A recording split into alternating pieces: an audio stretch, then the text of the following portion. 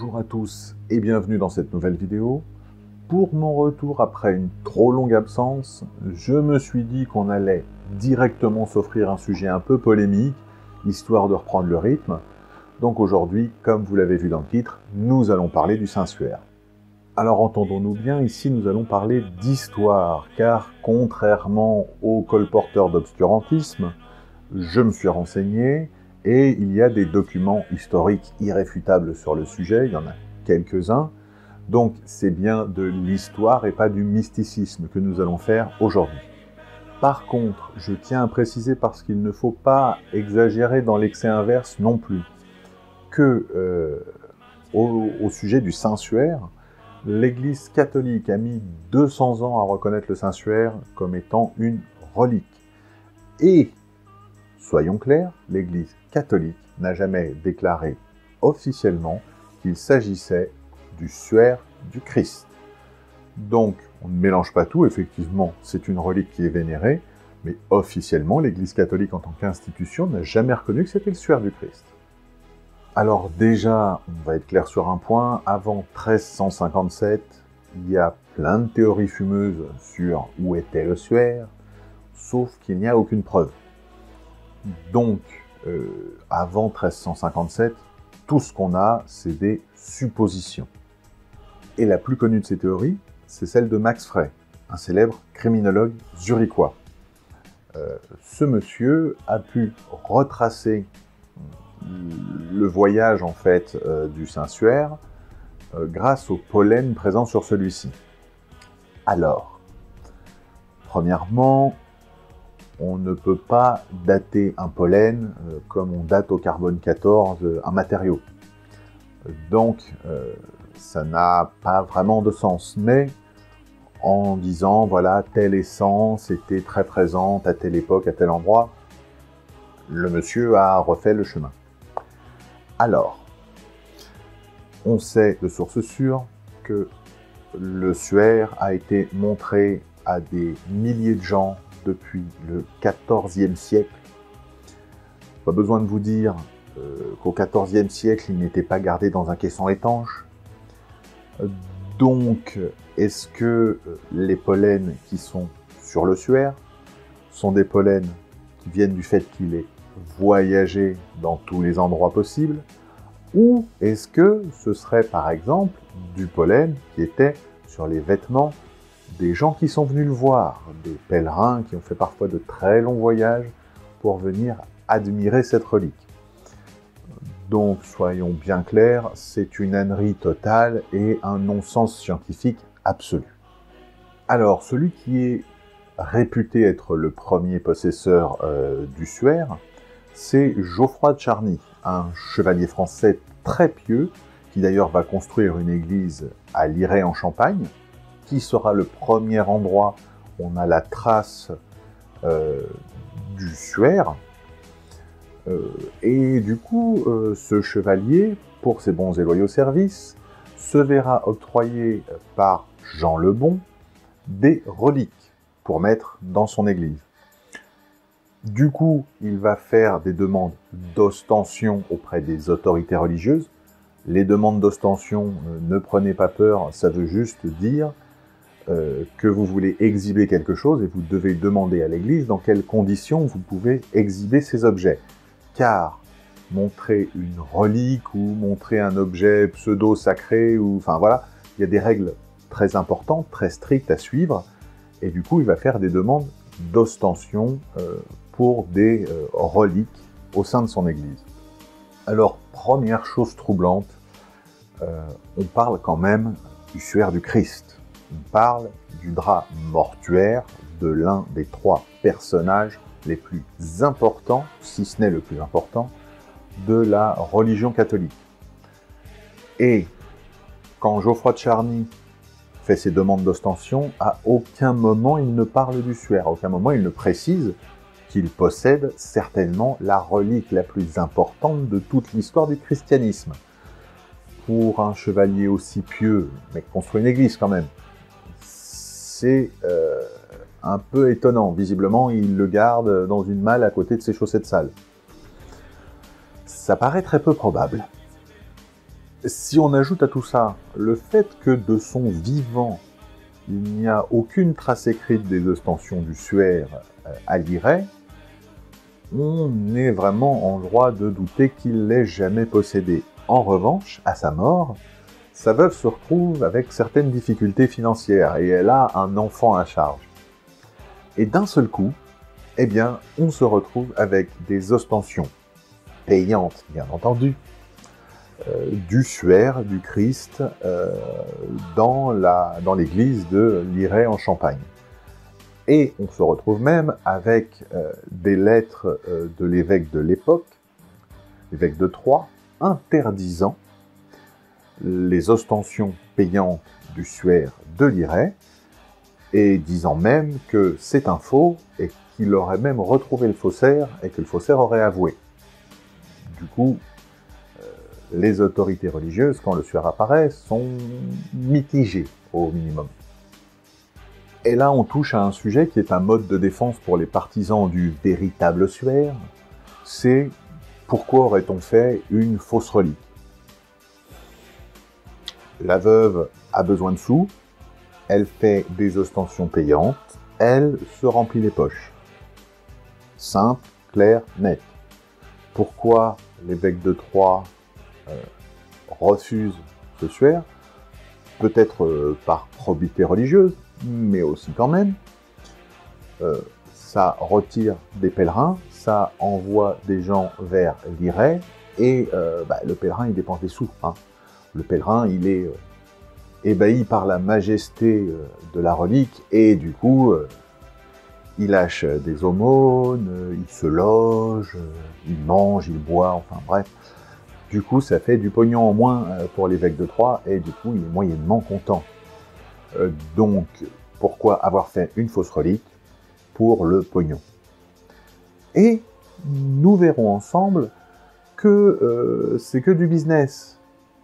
Je vous donne un exemple simple. Ce fameux évêque interdit donc l'ostension des reliques, enfin, de la relique, pardon, du Saint-Suaire. Eh bien, la veuve Charny se dit qu'on peut peut-être arranger les choses, arrondir les angles, et du coup, elle décide, mais c'est le hasard, hein, totalement le hasard, de marier son fils à la nièce de l'évêque de Troyes. Mais je suppose que c'était juste un coup de foudre et que c'était totalement par hasard. Nous allons voir ensemble qu'au fil du temps, l'histoire du Suaire est intimement liée à une histoire de pognon. Alors, monsieur Humbert de Villers-Sexel est le mari de Marguerite de Charny, fille de Geoffroy. Et en 1418, il obtient que les chanoines de Liray lui donnent la garde du Suaire de Liray. Mais il décède, et du coup, les chanoines demandent la restitution du Suaire. Ce qui est un peu étrange, vu qu'apparemment c'était le Suaire de Geoffroy, donc il devrait revenir à sa fille. Pourquoi les chanoines demandent l'héritage de sa fille? Enfin bref, hein, c'est les mystères de la foi. Sauf que Marguerite, elle n'a pas du tout prévu les choses comme ça. Hein, et jusqu'en 1443, elle va esquiver les chanoines, et elle va par contre, elle, se balader un peu partout, et montrer le Suaire comme un freak show de luxe, moyennant, bien entendu, des rémunérations financières. Il faut attendre 1443 et l'acharnement des chanoines de Liray pour que le Parlement de Dole demande à Marguerite officiellement de le rendre. Mais ça ne change rien. Et en 1447, donc il faut attendre encore 4 ans de plus, pour que la curie archiépiscopale de Besançon lui ordonne de rendre le Suaire, donc son héritage, aux chanoines de Liray. En 1449, Marguerite est toujours sur les routes. D'ailleurs, le Suaire est exposé à Liège, contre l'avis de l'évêque, parce que l'évêque de Liège pense aussi que c'est un faux. Mais bon, dans le doute, il laisse le Suaire être exposé. Dans le même temps, Charles de Noyer, demi-frère de Marguerite, va à Liray pour plaider la cause de sa demi-sœur, et explique aux chanoines qu'il n'y a pas de problème, il l'a convaincu de rendre le Suaire à l'abbaye de Liray. et au bout de 3 ans, elle l'a toujours pas rendu. Ensuite arrive un épisode qui, sur le moment, n'a pas été officiel, mais qui a été avoué a posteriori. En 1453, Marguerite est chez le duc de Savoie. Et il se trouve que le duc de Savoie va lui céder le château de Varambon et les revenus du village de Miribel. L'explication de ce don, quand on lui demande la justification, c'est pour service rendu. Pas besoin de vous dire qu'on ne peut pas faire plus flou, et que tout le monde sait que Louis de Savoie est un grand amateur de reliques, et que tout le monde sait que c'est le prix du paiement pour le Saint-Suaire.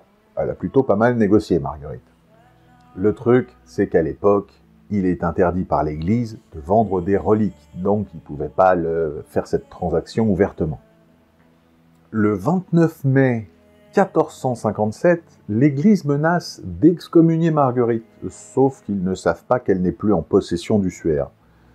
Et du coup, ils ne traînent pas, puisque dès le 30 mai, elle est excommuniée, donc le lendemain. Alors, ce qui va se passer, c'est que son demi-frère, Charles de Noailles, va revenir et va négocier. Il négociera la levée de cette excommunication grâce à un paiement, tout simplement, grâce à du pognon. Donc on est encore sur une histoire de pognon. Et du coup, il va promettre un paiement contre la levée de l'excommunication, mais il va laisser traîner. Et en 1460, quand Marguerite meurt, eh bien, il a payé 0 et ne payera jamais. En 1464, Louis de Savoie, qui veut rester en bon terme avec l'Église, avoue qu'il a acquis le Suaire frauduleusement et, pour compenser, propose une rente financière aux chanoines de Lirey. Donc, vous vous doutez bien, c'est quand même une des reliques les plus importantes du christianisme, donc les chanoines ne vont pas accepter quand même qu'on l'échange contre un peu d'argent. Non, je déconne, les chanoines ont accepté tout de suite, ils s'en tapent du drap qui fait rêver, eux ils veulent du pognon. Donc ils vont accepter, mais pas de bol, Louis de Savoie meurt 4 mois plus tard, et du coup cette rente ne sera jamais payée. 10 ans plus tard, en 1474, les chanoines de Lirey demandent directement au roi de France d'intervenir auprès du duc de Savoie, qui est son cousin, pour justement que ces 50 francs, cette rente, leur soit enfin payée. Et il ne se passe rien du tout. On notera que depuis la levée de l'excommunication de Marguerite, moyennant finance, ça fait 17 ans que pour les chanoines, la relique, on n'en parle plus.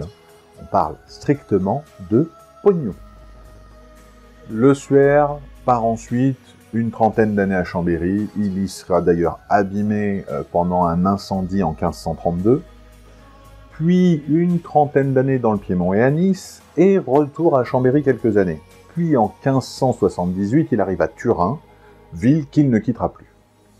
Maintenant qu'on a fait le parcours historique avéré, on peut prouver, parlons du reste, parce que pour préparer cette vidéo, j'ai beaucoup lu, mais je suis aussi allé sur beaucoup de vidéos YouTube, d'autres youtubeurs, et notamment des vidéos qui expliquent pourquoi c'est le vrai Suaire et pourquoi tout le reste n'est qu'un complot.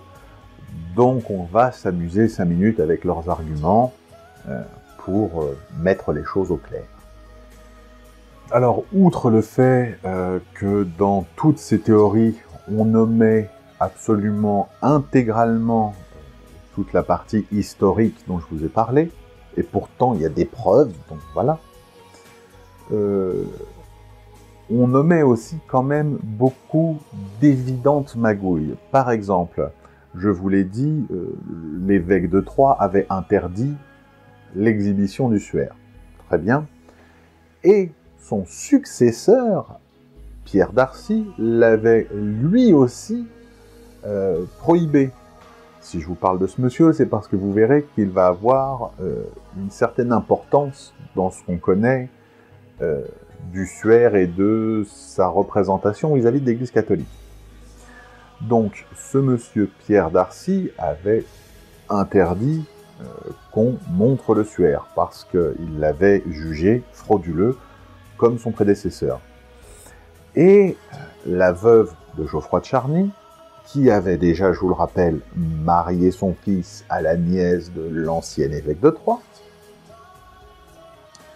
s'était dit, tiens, je me remarierais bien pour le coup, parce que mon arnaque, elle m'intéresse, donc si je pouvais trouver un moyen de la continuer, ce serait cool. Donc je me remarierais bien, et savez-vous quoi? Elle s'est mariée avec Aymon de Genève. Et Aymon de Genève, ça ne vous dit absolument rien. Et c'est normal, personne ne le connaît. Mais il faut savoir que Aymon de Genève est l'oncle de Clément VII, le pape de l'époque. Donc, maintenant, Madame ex-Charny peut passer par-dessus la tête de l'évêque et parler directement au pape qui est devenu de sa famille. C'est peut-être un très heureux hasard, mais moi je vous dis que c'est du foutage de gueule. Alors du coup, Pierre d'Arcy, pas très content, avait envoyé au pape une lettre assez longue, lui expliquant que son prédécesseur déjà avait vérifié, avait fait une enquête, avait vérifié que c'était un faux, et qu'il avait été évincé du processus de décision, que ça l'embêtait, puisque c'était ses prérogatives en tant qu'évêque. Et du coup, pas mal de gens à la base, pour dire que c'était un faux, se sont basés sur les lettres de Pierre d'Arcy. Mais les falsificateurs historiques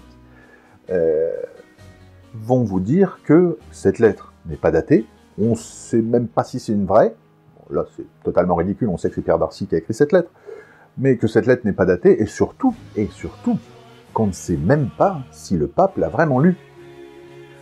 Et ça, c'est sûrement un mensonge pratique pour tous les gens qui ne s'intéressent pas et qui ne veulent pas chercher, donc ils vont écouter le premier menteur venu et le croire sur parole. Sauf que, comme je vous l'ai dit, il faut toujours vérifier soi-même. Ne jamais croire ce que je dis en premier comme une vérité. Ne jamais prendre ça comme une vérité et toujours aller fouiller. Et dès qu'on fouille un petit peu, eh bien cet argument ne tient pas du tout la route. Donc, pour ceux qui se sont un peu renseignés, ils savent que le pape a lu cette lettre, puisque en janvier 1390, le pape envoie une série de lettres à Geoffroy II de Charny, le fils du premier, à l'évêque Pierre d'Arcy et au chanoine de Liray. L'évêque, qui en faisait beaucoup et criait sur tous les toits, a été menacé d'excommunication s'il ne se calmait pas. Et les chanoines de Liray, eux, ont reçu l'ordre formel du pape de ne pas présenter le suaire comme une relique et de ne pas porter les habits liturgiques pendant qu'il le présentait aux gens. Car pour tous ces rituels, c'est très codifié, et une relique est présentée par un ecclésiastique en habit liturgique. Interdire à quelqu'un de présenter un objet en habit liturgique, c'est lui interdire de faire passer cet objet pour une relique. Je vais même aller plus loin, je vais vous citer la traduction exacte d'une partie de la lettre du pape Clément VII. Là, vous m'excuserez, mais comme je la connais pas par cœur, je vais lire en même temps. Enfin, celui qui fera l'ostension devra avertir le peuple au moment de la plus forte affluence, et dire à haute et intelligible voix, toute fraude cessant, que ladite figure ou représentation n'est pas le vrai suaire de notre Seigneur Jésus-Christ, mais qu'elle n'est qu'une peinture ou tableau du suaire qu'on dit être celui du Seigneur Jésus-Christ. Donc on est clair, le pape dit que c'est une attraction pour touristes et en aucun cas le suaire du Christ. Et notez la tournure utilisée par le pape, qu'on dit avoir été le suaire du Seigneur Jésus-Christ. Ça veut dire qu'il ne se mouille même pas sur l'existence d'un suaire. Pas besoin de vous dire que là, entre on ne sait même pas si le suaire existe et celui-là est le vrai, il y a un monde. Ça n'est d'ailleurs qu'en 1532 que le suaire est reconnu comme étant une sainte relique, et qu'on a le droit de le présenter comme tel. Pendant 2 siècles, c'était un chiffon pas très net. Ensuite, quand la famille de Savoie, si pieuse et si riche et si amie avec l'Église, se l'approprie, ça devient une sainte relique. Comme quoi, le pognon et la religion. On va passer à la partie scientifique de l'histoire du suaire, si je puis dire. Elle commence en 1898, quand un homme, un photographe, est autorisé par le Vatican à prendre une photo du Saint-Suaire. Il faut savoir qu'il fallait une autorisation top niveau pour ça. Et quand il développe ces clichés, il s'aperçoit, avec les négatifs, qu'apparaît une image, celle d'un homme supplicié, et bien sûr, tout de suite, ça lui évoque évidemment les blessures du Christ. En même temps, on peut penser qu'un type qui a été validé dans toutes ses autorisations par l'Église catholique n'est ni bouddhiste, ni musulman, ni même moyennement athée. Et c'est à partir de ce moment que de prestigieux scientifiques s'en mêlent. Un homme comme monsieur Paul Vignon va expliquer à tout le monde, je vous le fais en simplifié, mais on n'est pas loin, que comme c'est du négatif, que la photo n'existait pas, le procédé n'existait pas, même si on sait qu'il y a des procédés au nitrate d'argent qui existaient déjà, mais bref, comme ça l'arrange, on simplifie, la photo n'existait pas, donc c'est forcément le véritable suaire. Ce type est un scientifique. Du coup, il va d'ailleurs faire une tournée partout en France pour défendre sa théorie et pour l'expliquer. Parce que c'est un homme uniquement poussé par la rigueur scientifique. C'est aussi pour ça que pendant sa tournée, il fera la promotion de son livre. Petite information, Paul Vignon n'a jamais eu la moindre occasion de mener la moindre expérience sur le suaire. Du coup, son avis est forcément le bon et on ne peut pas en douter. En 1939, à Turin, se réunit le Congrès d'études du Saint-Suaire. Et là, on va pas se le cacher, c'est une formidable réunion de charlots. Quand les incohérences historiques sont évoquées, on les passe totalement sous silence. En revanche, la conclusion de ce fameux congrès, c'est que, bien entendu, encore une fois, je simplifie, mais on n'est pas loin. C'est que l'évêque Pierre d'Arcy avait été muselé par le pape sous peine même d'excommunication, ce qui prouvait que, comme lui disait que le suaire était faux, c'est que le pape disait que le suaire était vrai et que c'est pour ça qu'il a fait taire Pierre d'Arcy. Maintenant, on sait que dans la même série de lettres, il a expliqué ouvertement et explicitement que le suaire est un faux, mais bien sûr, ça, ils l'ont zappé. Donc, que dire de ces gens-là? Rien, parce qu'ils ne méritent même pas qu'on en parle. Et puis, en décembre 59, le cardinal Fossati, sûrement dans une démarche totalement louable, utilisa le centre de syndonologie, c'est les recherches sur le Saint-Suaire, pour réunir, regrouper toutes les recherches sur le Saint-Suaire. Et là, je dis, une vraie bonne idée. Il y a tellement de chercheurs différents, une vraie bonne idée, on va tout regrouper.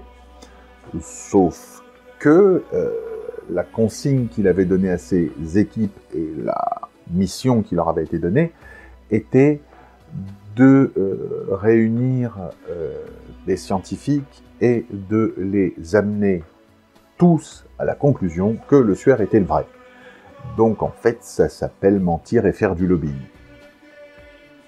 Puis on est en 1988 et arrive la fameuse datation au carbone 14 qui dit que le suaire est aux alentours du XIVe siècle. Ça tombe bien, c'est la datation historique, mais effectivement, il y a des irrégularités dans le procédé. Donc, très honnêtement, je suis intégralement prêt à dire que peut-être le procédé a été bâclé, raté, que la datation est mauvaise. De toute façon, il y a tellement d'autres preuves qu'on s'en fout de la datation en carbone 14. Nous avons aussi, il n'y a pas si longtemps que ça, des chercheurs italiens, encore une fois, et je ne crache pas dans la soupe, mon grand-père est italien, donc voilà. Mais bon, il se trouve que c'est encore des chercheurs italiens qui ont expliqué que c'était forcément un supplicié qui avait été dans le suaire. Donc là, on ne cherche plus à prouver que c'est Jésus, hein, puisque des suppliciés sur la croix, il y en a eu un sacré paquet à l'époque. Mais bon, vous voulez au moins prouver que c'était pas un faux, donc il y avait bien eu un supplicié dans le suaire. Et pour ça, avec un super microscope, ils ont analysé les traces de sang, hein, censées dater d'il y a 2000 ans.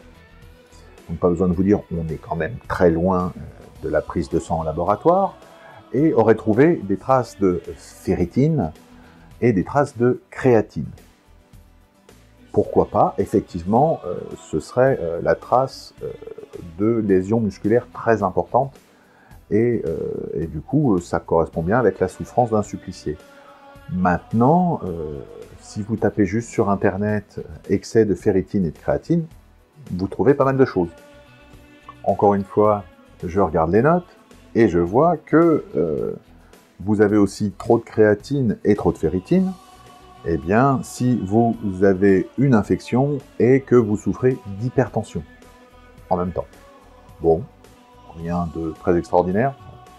Ensuite, il suffit que vous ayez de l'arthrite et que vous soyez déshydraté, et vous avez aussi ces résultats.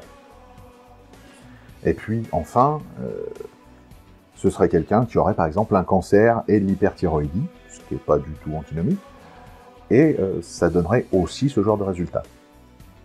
Comme vous le voyez, sans un dosage précis, avancer ce genre d'argument n'a pas vraiment de sens. C'est juste qu'on veut faire coller l'histoire réelle à l'histoire qu'on voudrait entendre.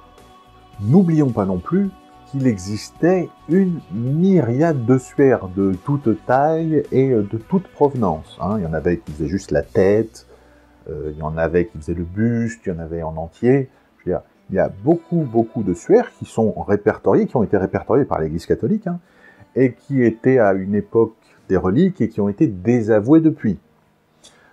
Donc, quand pour nous retracer l'histoire du suaire, des gens nous citent des textes obscurs et ultra brefs d'un voyageur du IIIe siècle expliquant qu'il a vu un drap imprimé ou un tissu imprimé dans une église de Constantinople.